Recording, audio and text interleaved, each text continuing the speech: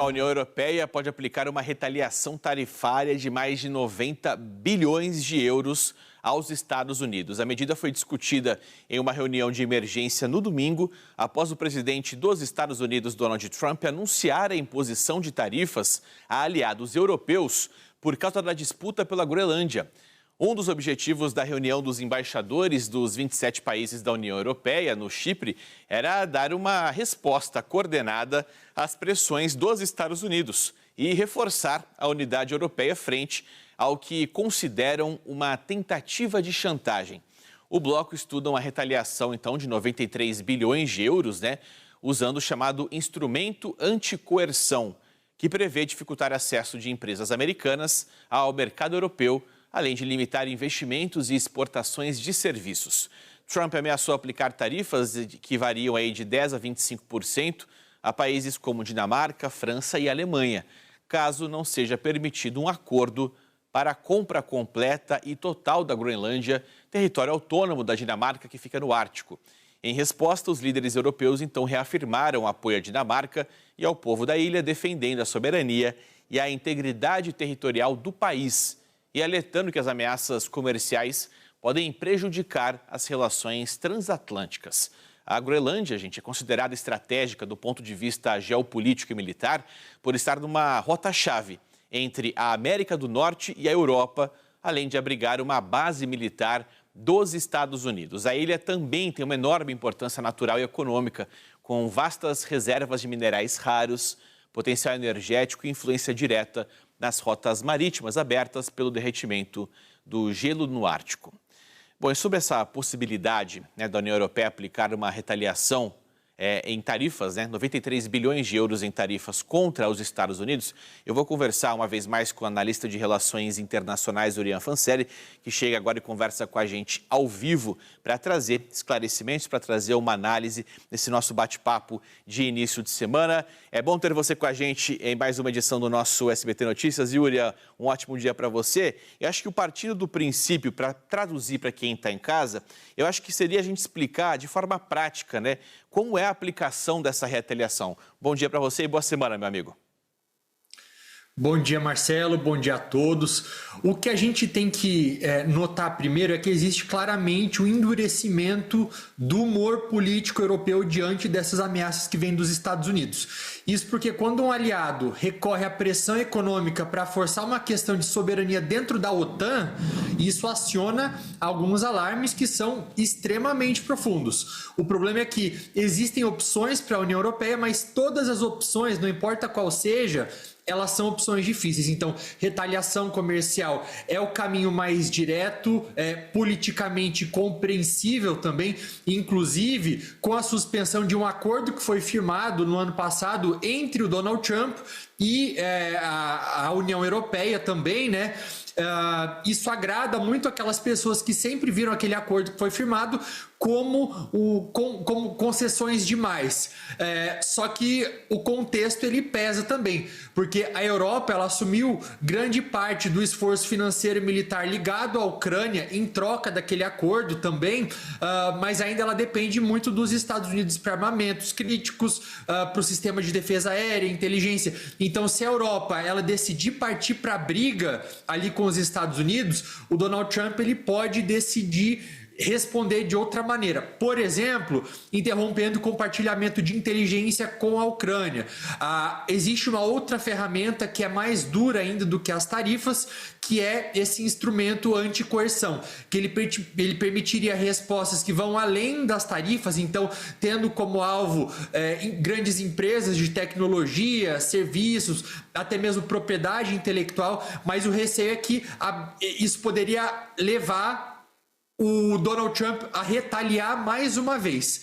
Então, não importa o que a Europa decidir, ela corre o risco do Trump tentar responder e, eventualmente, haver uma escalada entre os dois, entre o país e o bloco.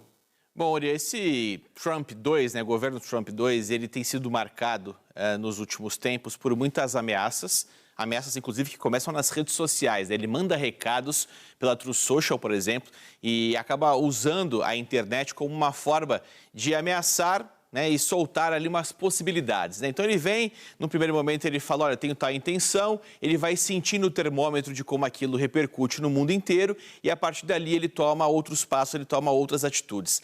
Dá pra gente dizer que Trump, ele é um cara que está sempre jogando, ele blefa em alguns momentos ou não, ou as ameaças de fato, quando ele já põe uma ameaça em jogo, quando ele coloca uma ameaça na linha de frente da rede social dele, é porque de fato aquilo está bem construído na cabeça dele?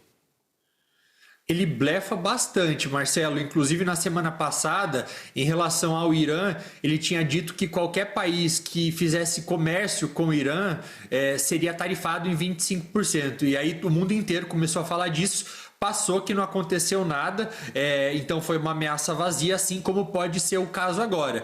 E ele lida com a Europa dessa maneira, inclusive alguns analistas de fora têm dito isso também, justamente porque a Europa ela tem até agora adotado um tom que é bastante ameno em relação ao Donald Trump, justamente por também ela depender da questão da segurança dos Estados Unidos, mas fato é que agora pode ser um divisor de águas, no sentido de que a Europa ela pode tentar começar a falar mais grosso e assim ganhar o respeito do Donald Trump. Eu estava lendo um artigo um pouco mais cedo no Financial Times, que é um dos jornais, uma das revistas mais importantes do mundo sobre economia, e um dos exemplos que foi usado pelo Financial Times para falar como a Europa deveria lidar com os Estados Unidos foi justamente o exemplo do Brasil, em que o presidente Lula, alguns meses atrás, ele pega e ele decide falar grosso com o Donald Trump, bate de frente, ele compra a briga e assim o Trump ele passa a respeitá-lo, né? Porque o Trump, com essa sua característica que os analistas de fora chamam também de bully, ele só vai ouvir quem falar dessa maneira. Foi o caso também da China, que foi usada como exemplo. Mas a Europa, por essas outras questões, ainda não tentou partir para essa estratégia porque entende que tem muito mais em jogo. Existe uma guerra acontecendo nesse momento contra a Europa, uma guerra híbrida que vem a partir da Rússia. A gente está falando de uma guerra, né? Mas num momento em que Estados Unidos e países da União Europeia sempre foram aliados históricos, né? Com esse movimento de ameaça, com esse movimento dizendo, olha, vou fazer a incorporação da Groenlândia, independentemente se vai ser comprando, se vai ser negociando ou se vai ser atacando, mas ele quer fazer e pegar a ilha para ele. A pergunta que fica é a seguinte, Trump de fato, né, pelos movimentos recentes, ele colocaria essa parceria de longa data, até dentro da OTAN, ou relações comerciais também positivas para ambos os lados, ele colocaria tudo isso em risco, de olho na Groenlândia, por exemplo, fazendo um ataque militar, uma estratégia militar para conseguir incorporar, para conseguir ter acesso ao domínio da ilha? Essa, na verdade, é a grande dúvida e é por isso que os europeus eles enxergam tudo isso que está acontecendo como uma grande urgência.